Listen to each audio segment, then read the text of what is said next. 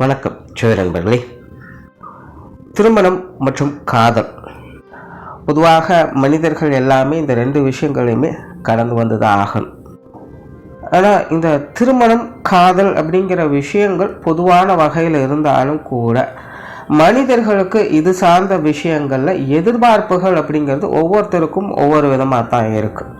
அதாவது விஷயம் என்னமோ ஒன்று தான், ஆனால் ஒவ்வொருத்தருக்குமே ஒவ்வொரு விதமான ஆசைகளும் ஒவ்வொரு விதமான எதிர்பார்ப்புகளும் இருந்துக்கிட்டே தான் இருக்கும். இந்த எதிர்பார்ப்புகள் சாட்டிஸ்ஃபை ஆகுதா இல்லையா அப்படிங்கிறத பொறுத்து தான் அந்த விஷயங்கள், அதாவது திருமணம் மற்றும் காதல் சார்ந்த விஷயங்கள் சக்ஸஸா ஃபெயிலியரா அப்படிங்கிறது டிசைட் ஆகுது.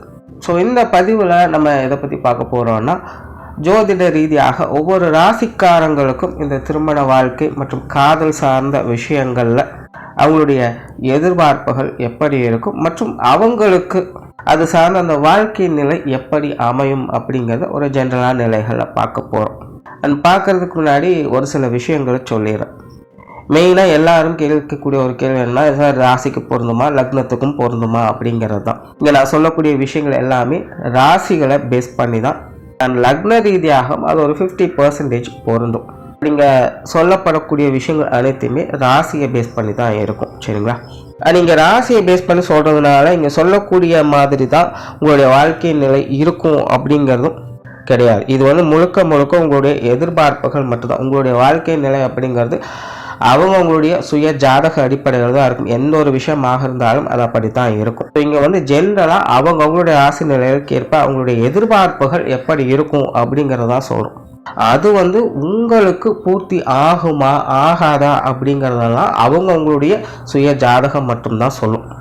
அப்போ இந்த பதிவு எதுக்கு அப்படின்னு பார்த்தீங்கன்னா, இது ஒரு புரிதலுக்காக. முதல்ல அவங்களுடைய தேவைகள் நிலைகள் என்ன அப்படிங்கிறதே புரிஞ்சுக்கலாம். மேஜராக இன்றைக்கி பல பேருக்கு இருக்கக்கூடிய பிரச்சனையும் இதுவும் ஒன்று. ஏன்னா மற்றவங்க செய்கிறாங்க அப்படிங்கிறதுக்காக செய்ய வேண்டியதாக இருக்கும். அவங்களுக்கு வேணுமா இல்லையா, பிடிச்சிருக்கா இல்லையா அப்படிங்கிறத பற்றி யோசிக்காமல் மற்ற எல்லாரும் செய்கிறாங்க அப்படிங்கிறதுக்காக அவங்களும் செய்வாங்க. ஸோ அப்படியெல்லாம் இல்லாமல் நம்மளுடைய உண்மையான நிலை என்ன, தேவை என்ன அப்படிங்கிறத ஓரளவுக்கு இங்கே புரிஞ்சுக்கலாம். ஆனால் அதே மாதிரி தான் இது அவங்களை பற்றி மட்டுமில்லை, அவங்களுடைய பார்ட்னர்ஸை பற்றியும் இதே மாதிரி புரிஞ்சுக்கலாம். ஸோ அவங்களுடைய ராசி நிலைகளின்படி அவங்களுடைய எதிர்பார்ப்புகள் எப்படி இருக்கும், அவங்களுடைய தேவைகள் எப்படி இருக்கும் அப்படிங்கிறத பற்றி புரிஞ்சுக்க முடியும். ஸோ இது முழுக்க முழுக்க மன ரீதியான ஒரு புரிதலுக்கான பதிவு தான். ஏன்னா திருமணமாகட்டும் காதல் விஷயங்களாகட்டும் இது ரெண்டுமே பார்த்திங்கன்னா இரு மனங்கள் சங்கமிக்கக்கூடிய இடம். ஸோ இது முழுக்க முழுக்க அவரவர்களுடைய மனம் சார்ந்த எதிர்பார்ப்புகளை தான் பிரதிபலிக்கும். மனசு திருப்தி அடைஞ்சிருச்சு அப்படின்னா எல்லாமே திருப்தி அடைஞ்சிரும் அப்படின்னு சித்தர்களே சொல்லியிருக்காங்க. அது நிதர்சனமான உண்மையும் கூட.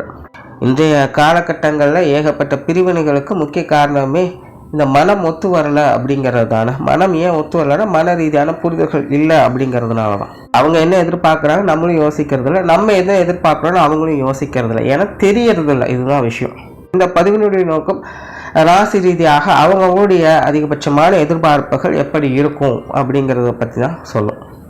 அது இன்னொரு பொதுவான ஜோதிட தகவல் என்ன அப்படின்னு பார்த்தீங்கன்னா, பொதுவாகவே எல்லாருக்கும் தன்னை மாதிரியே தன்னுடைய லைஃப் பார்ட்னரும் இருக்கணும் அப்படின்னு ஆசைப்படுவாங்க. அதாவது ஒரே வேவ் லென்த்தில் இருக்கணும், தன்னை மாதிரி அவங்களும் யோசிக்கணும், தன்னை மாதிரி அவங்கள எல்லாம் செய்யணும், எல்லாத்துலேயுமே ஒரே மாதிரி பேரலாக இருக்கணும் அப்படின்னு எதிர்பார்ப்பாங்க. பட் நிதர்சனம் அப்படி இருக்கிறது இல்லை. ஜோதிட ரீதியாகவும் அது கண்டிப்பாக கிடையவே கிடையாது அப்படிங்கிறது தான் உண்மை. ஜோதிடத்தில் இந்த திருமண வாழ்க்கை அப்படின்னாலே 7ஆம் பொருத்தத்தை தான் பார்ப்பாங்க. 7ஆம் இடத்தை மெயினாக பார்க்கணும். அதான் திருமண கலத்திரஸ்தானம் அப்படின்னு சொல்கிறது. இந்த 7ஆம் இடம் அப்படிங்கிறது அது நமக்கு அப்படியே ஆப்போசிட். சிலர்லாம் பார்த்தீங்கன்னா அடிக்கடி ஒருத்தருக்கு ஒருத்தர் சண்டை போட்டுக்கிட்டே இருப்பாங்க. அடிக்கடி இந்த வார்த்தைகளை சொல்லி கேள்வி, எனக்கும் அவங்களுக்கு 7ஆம் பொருத்தம்ப்பா செட்டே ஆகாது அப்படின்னு சொல்லுவாங்க. 7ஆம் பொருத்தம் அப்படிங்கிறது நேர ஆப்போசிட் தான். ஸோ திருமண வாழ்க்கை அப்படிங்கிறது ஜோதிடத்தில் 7ஆம் பொருத்தம் தான் குறிக்குது. அப்படிங்கும்போது எல்லா விஷயத்துலையுமே தனக்கு ஆப்போசிட்டில் இருக்கிறவங்க தான் வாழ்க்கை துணையாக பார்ட்னர்ஸாக அமைவாங்க. ஆனால் இங்கே எல்லாருடைய எதிர்பார்ப்பும் என்னென்னா ஒரே வேவ் லென்த்தில் இருக்கணும், ஒரே மாதிரி இருக்கணும், என்ன மாதிரி இருக்கணும் அப்படிங்கிற எக்ஸ்பெக்டேஷன்ஸ் தான் இருக்குது. பட் இந்த எதிர்வினை அமைப்பு எதற்காக அப்படின்னு பார்த்தீங்கன்னா, லைஃப்பில் ஒரு பேலன்ஸ் கொண்டுட்டு வரணும் அப்படிங்கிறதுக்காக தான்.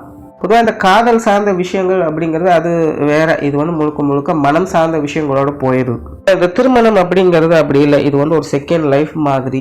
நிறைய கமிட்மெண்ட்ஸ், சொசைட்டி, நல்லது கெட்டது மான அவமானம் அப்படின்னு பல விஷயங்கள் உள்ள அடக்கியதாக அது அமைஞ்சிருக்கும்.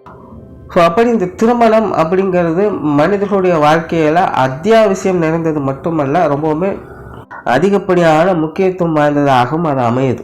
ஆனால் அப்படிப்பட்ட ஒரு விஷயத்துக்கு 7ஆம் பொருத்தத்தை தான் நம்ம கொடுக்குறோம். எதற்காக அப்படின்னு பார்க்கும்போது லைஃப்பில் அவங்களுடைய பேலன்ஸை இழந்துடக்கூடாது அப்படிங்கிறதுக்காக. அதாவது உதாரணத்துக்கு ஒருத்தர் நல்லா ஆக்டிவாக இருக்காங்க, நல்லா அக்ரெசிவாக இருக்காங்கன்னு வச்சுக்கோங்க. அவங்களுக்கு அது அப்படியே ஆப்போசிட்டான ஒரு ஆள் தான் லைஃப் பார்ட்னராக இருப்பாங்க. லைஃப் பார்ட்னர் வந்து கொஞ்சம் மந்த புத்தி இருக்கிறவங்களா தான் இருப்பாங்க. எல்லாத்தையுமே தள்ளி போட்டு எதுலேயுமே ஒரு கேர் இல்லாமல் அப்படியே அவங்க பாட்டுக்கு இருப்பாங்க. இது எதுக்காக இப்படின்னு பார்த்தீங்கன்னா, அப்போ தான் இந்த பேலன்ஸ் நிலைத்தர. ஏன்னா ஒருத்தர் வந்து எல்லா விஷயங்களையும் ரொம்ப ஆக்டிவாக அக்ரெசிவாக இருக்காங்க அப்படிங்கும்போது அவங்கள சார்றவங்களும் அதே மாதிரி இருந்துட்டாங்க அப்படின்னா அது வந்து எரிரத்தியில் என்ன ஊற்றுற மாதிரி ஆகிடும். ஒரு கண்டிஷனே இல்லாமல் லிமிட்டே இல்லாமல் லெவலுக்கு மேலே அது வந்து பஸ்ட் ஆகிடும். இப்போ ஒரு வேளை இன்னொரு சைடில் பார்த்தீங்கன்னா அவங்க மந்தமாக இருக்காங்க, எல்லாத்தையுமே டேக் இட் ஈஸியாக எதையுமே கேர் பண்ணிக்காமல் அவங்க பாட்டுக்கு போயிட்டுருக்காங்கன்னு வைங்களேன். இப்போ அவங்களுக்கு அவங்கள ஒத்த மாதிரியே ஒருத்தங்க செய்கிறாங்க அப்படிங்கும்போது அவங்களுடைய லைஃப் எதுக்குமே பிரயோஜனம் இல்லாமல் போய்டும். ஒரு லெவலுக்கு மேலே யாருமே எதுவுமே செய்யவே முடியாது, செய்யணுங்கிற எண்ணமே அவங்களுக்கு வராது. லைஃப் எங்கே போய் நிற்கும், டார்க் சைடில் போய் ஒன்றுமே இல்லாமல் சுத்தமாக சூனியமாயிடும். ஸோ இப்போ இந்த ரெண்டு நிலையுமே பேலன்ஸ் பண்ணணும் அப்படின்னா, அதாவது ஓவராக அக்ரெசிவாகவும் போயிடக்கூடாது, அதே நேரம் ஓவராக டம்பும் ஆகிடக்கூடாது அப்படிங்கிறதுக்காகத்தான் இந்த ரெண்டு நிலைகளும் சேர்க்கப்படுது. அதனால் இந்த திருமணம் அப்படிங்கிறத புரிஞ்சுக்கோங்க. இது வந்து வாழ்க்கையினுடைய பேலன்ஸ் நிலையை குறிக்கக்கூடியது. கண்டிப்பாக கருத்து வேற்றுமைகள் அப்படிங்கிறது நிச்சயமாக இருக்கத்தான் செய்யும். வாழ்க்கையினுடைய நல்லது கெட்டதுகளை சமன்படுத்துவதற்காக அதனுடைய அமைப்பே அப்படித்தான் அமைஞ்சிருக்கு.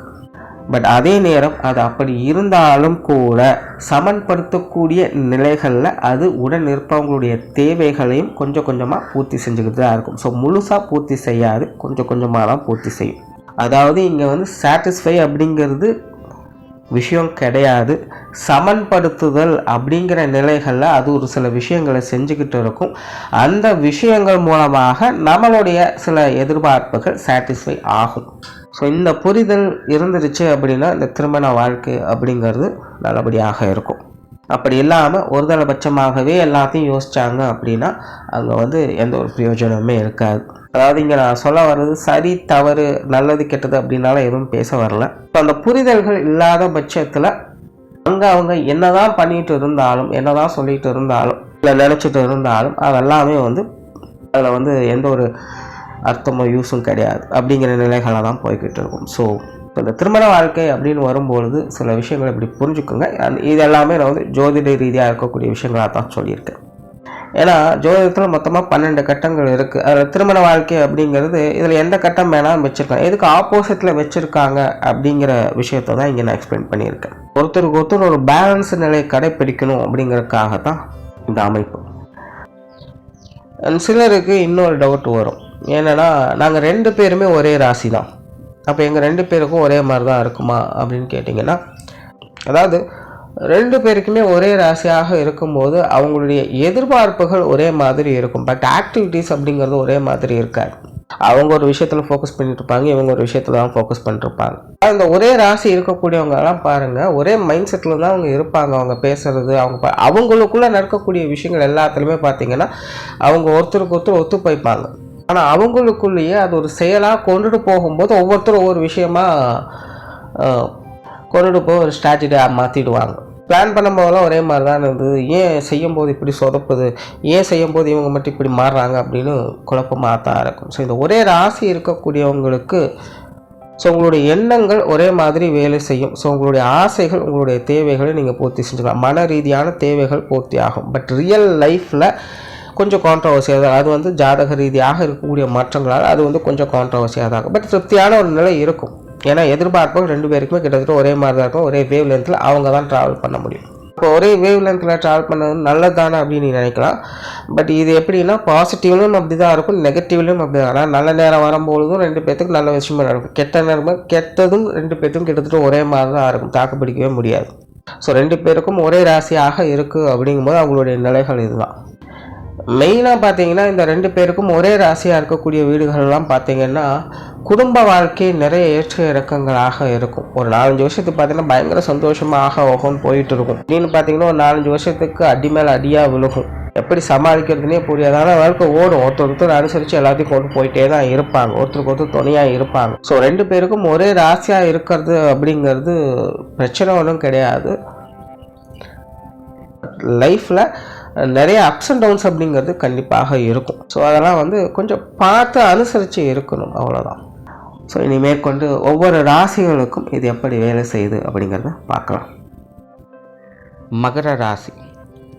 பொதுவாக மகர ராசி அப்படின்னாலே நல்ல ஒரு செயல் வீரர்கள், எப்போவுமே வேலைக்கு தான் முக்கியத்துவம் கொடுப்பாங்க அப்படிங்கிறது எல்லாத்துக்குமே தெரியும். மகர ராசிக்காரங்க உழைப்புக்கு பேர் போனவங்க, எப்போவுமே துருன்னு இருப்பாங்க, கலகலப்பாக இருப்பாங்க.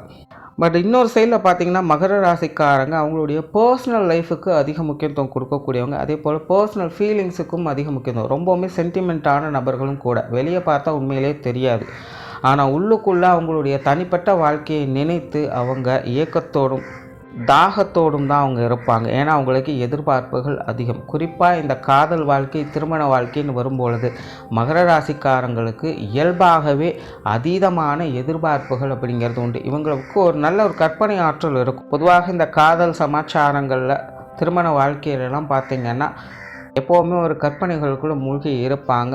இவங்களுடைய பார்ட்னர்ஸை அளவு கடந்த நேசிப்புகளுக்கு உள்ளாக்கப்படுவாங்க. இவங்ககிட்ட இவங்களுடைய பார்ட்னர்ஸ் மேலே ஒரு கண்மூடித்தனமான பாசம் அப்படிங்கிறது இருக்கும். ஒரு அன்கண்டிஷனலான லவ் அப்படின்னு சொல்லுவாங்க பார்த்திங்கன்னா, அந்த மாதிரியான நிலைகள் மகர ராசிக்காரங்களுக்கு உண்டு. பட் வெளிப்படையாக அது பார்த்தால் தெரியாது, ஆனால் போக போக அதை புரிஞ்சுக்க முடியும். இவங்க மேலே ரொம்பவுமே அட்ராக்டாக தான் இருக்காங்க அப்படிங்கிறது போக போக பார்த்தா புரிஞ்சுக்க முடியும். இவங்களாக அதை தானாக வெளிப்படுத்த மாட்டாங்க. பொதுவாக மகர ராசிக்காரங்களுக்கு இவங்க மேலே ஒரு தனி அஃபெக்ஷன் அண்ட் கேர் இருக்கக்கூடியவங்களை பிடிக்கும். ஏன்னா இயற்கையாகவே இவங்க கொஞ்சம் சென்சிட்டிவான ஆட்கள் தான். ஈகோ அப்படிங்கிறது இவங்ககிட்ட அதிகமாக இருக்கும்.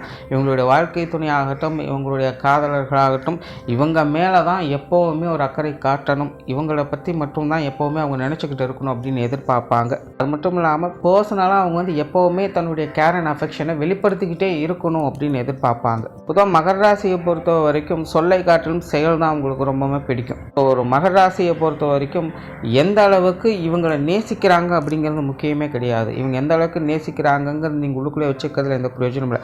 அதை அவங்ககிட்ட வெளிப்படுத்தணும். மகர ராசிக்காரங்கிட்ட அவங்களுடைய காதல் எந்த அளவுக்கு உண்மையாக இருக்குது அப்படிங்கிறத அப்பப்போ அவங்க வெளிப்படுத்திக்கிட்டே இருக்கணும். அப்போ தான் மகர ராசிக்காரங்க கொஞ்சம் கூலாக இருப்பாங்க. அப்படி இல்லாத பட்சத்தில் இவங்க பாட்டுக்கு இவங்க வேலையை பார்த்துட்டும் அவங்க பாட்டுக்கு அவங்க வேலையை பார்த்துட்டும் இருந்துட்டாங்க அப்படின்னா இவங்களுக்கு செட்டே ஆகாது. கோபம் அப்படிங்கிறது அளவு கடந்து இவங்களுக்கு வர ஆரம்பிச்சிடும். என்ன நீ கண்டுக்காமல் நீ அங்கே என்ன பண்ணிகிட்ருக்க அப்படின்னு கேட்க ஆரம்பிச்சிடுவாங்க. அதுக்கப்புறம் எதிர்வினை எண்ணங்கள்லாம் வர ஆரம்பிச்சிடும். அதாவது கோபத்துலையும் டென்ஷன்லையும் இவங்க என்ன பண்ணுறாங்க, என்ன பேசுகிறாங்க அப்படிங்கிறது இவங்களுக்கே தெரியாது. ஆனால் அந்த சுச்சுவேஷன் முடிஞ்சதுக்கப்புறம் இவங்க ரியலைஸ் பண்ணுவாங்க, இல்லை நம்ம பண்ண தப்பு தான், இந்த அளவுக்கு நம்ம பேசிடக்கூடாது, இப்படி நினச்சிடக்கூடாது அப்படின்னு வருத்தப்பட செய்ய ஆரம்பிச்சிடுவாங்க. ஸோ இந்த மாதிரியான நிலைகள்னாலேயே நிறைய மகர ராசிக்காரங்களுடைய திருமண வாழ்க்கை, காதல் வாழ்க்கை அப்படிங்கிறது இடையிலே பிரேக் அவுட் ஆகிடுது. அதான் மகர ராசியை பொறுத்த வரைக்கும் இந்த திருமண வாழ்க்கை, காதல் வாழ்க்கை அப்படிங்கிறது அமையாமல் கிடையாது, அது அமையுது. பட் நிலைப்புத்தன்மை அப்படிங்கிறது ரொம்பவுமே குறைவு. பெரும்பாலும் மகர ராசிக்காரங்களுக்கு பார்த்தீங்கன்னா காதலிக்கிறவங்க ஒருத்தவங்களும் திருமணம் பண்ணுறது ஒருத்தவங்களையுமா தான் இருக்கும். நிறைய பிரேக்கப் அப்படிங்கிறது அவங்களுடைய வாழ்க்கையில் இருக்கும். என்ன அப்படின்னா இந்த அவசரத்தனமும் டென்ஷனும் தான் அவங்களுக்கு பிரச்சனையாக இருக்கும். எதையோ நினச்சி ஏதோ ஒரு பிரச்சனையை சம்மந்தம் இல்லாமல் இவங்க மேலே திணிக்கிறதோ இல்லை அவங்க மேலே அவங்க திணிக்கிறதோ, இப்படி மாற்றி மாற்றி சங்கடங்கள்ங்கிறது போய்கிட்டு இருக்கும். பொதுவாக மகர ராசிக்காரங்க அப்படிங்கிறது வாழ்க்கையில் நல்ல அனுபவங்களை பெறக்கூடியவங்க, நல்ல அனுபவசாலிகள். நல்லதோ கெட்டதோ அனுபவித்து பட்டு திருந்தக்கூடிய அமைப்புகள் தான் மகர ராசிக்காரங்களுக்கு உண்டு.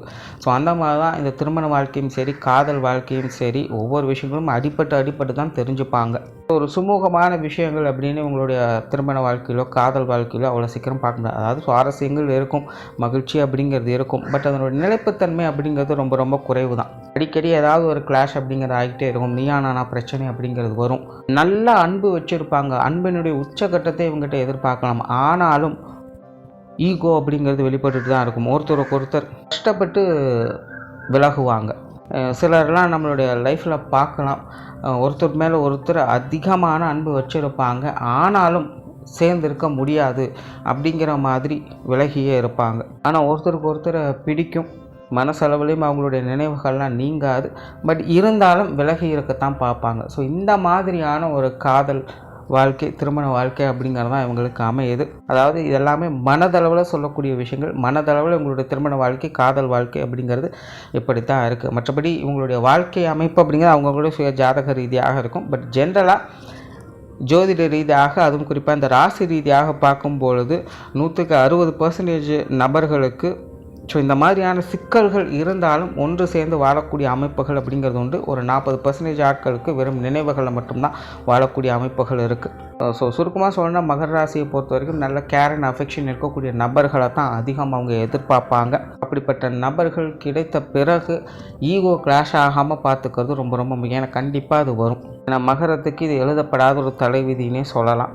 அதாவது ஊருக்கே ராஜாவாக இருந்தாலும் மனைவி கிட்ட அடங்கி தான் இருக்கணும் அப்படின்னு சொல்லுவாங்க. இன்றைய காலகட்டங்களில் அது ரொம்பவுமே பொருத்தமாகவும் இருக்குது. இந்த அமைப்பு இது ராசிக்கே உருத்தானது. இது ஆணாகட்டும் பெண்ணாகட்டும் யாராக இருந்தாலும் சரி, அவங்களுடைய பார்ட்னர்களை வாழ்க்கை துணைக்கு இவங்க அடங்கியவர்களாக இருக்கும் பட்சத்தில் இவங்களோட வாழ்க்கை நிலை அப்படிங்கிறது சுமூகமாக போகும். அப்படி இல்லாமல் நீயா நானான்னு பார்க்க ஆரம்பிச்சிட்டாங்க அப்படின்னா அவங்களோட வாழ்க்கையில் அதுக்கு ஒரு எண்டே இல்லை அப்படிங்கிற மாதிரி போக ஆரம்பிச்சிடும். இப்போ பர்சனலாக இவங்களுக்கு ஏற்படக்கூடிய அந்த ஈகோவை இவங்க எந்த அளவுக்கு மேனேஜ் பண்ணுறாங்க அப்படிங்கிறத பொறுத்து தான் இவங்களுடைய திருமண வாழ்க்கை, காதல் வாழ்க்கையெல்லாம் இவங்களுக்கு ஒரு சாதகமான நிலைகளை கொடுக்குது. அதாவது ஒரு சின்ன விஷயமாகத்தான் இருக்கும், ஒரு உப்பு சப்பு இல்லாத விஷயமாகத்தான் இருக்கும். ஆனால் காலத்துக்கும் அது மனசில் ஒரு வலியை கொடுக்கக்கூடிய அமைப்புகள் இந்த மகர ராசிக்காரங்களுக்கு உண்டு.